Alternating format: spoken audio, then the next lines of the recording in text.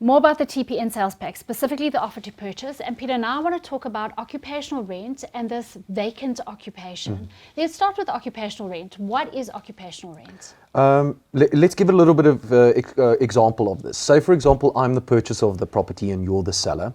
And we'll even take the pandemic into consideration here, is that properties might take longer to transfer. Now, with the deeds office only running at a certain capacity, I could, if it's agreed between the parties, take early occupation of the premises and pay you something called occupational interest or occupational rent.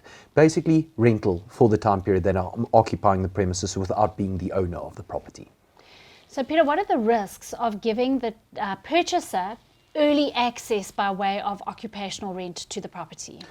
It really depends on the different types of OTPs. So say, for example, we're signing an OTP where it's a cash transfer, and I've already paid the cash into the attorney's trust account, so the property is going to be transferred. It's going to be 2 or 3, whatever months, but then there's actually very limited risk because I've already paid the purchase price over, I'm already in the premises. But I'd still be able to pay rental, occupational rental on a monthly basis. Of course, definitely. But say, for example, I'm the purchaser of the property and it's supposed to be secured over a bond, or it's something that is conditional upon something happening. Like we've already discussed suspensive conditions in a previous wiki. But say, for example, you would give me occupation then it's basically exactly the same as you entering into a lease agreement with me. I'm now your tenant. So all the risks involved in actually placing a tenant on the property comes to the forefront with occupational interest. So you'd want to have a look at their previous behavior or performance as a tenant to ensure that you aren't potentially renting out your property prior to the sale going through to a tenant who might not pay the occupational rent. Of course, and just because the person might have paid the purchase price in cash, it doesn't necessarily mean that they're going to pay you occupational rent. I mean, you never know at the end of the day. Right, and what about vacant occupation? Vacant occupation with third-party tenants is something that comes up quite a lot.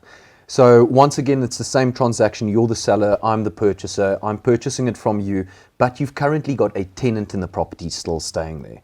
What happens if registration occurs and you've promised me vacant occupation and I can't take occupation of the premises because that tenant's in there?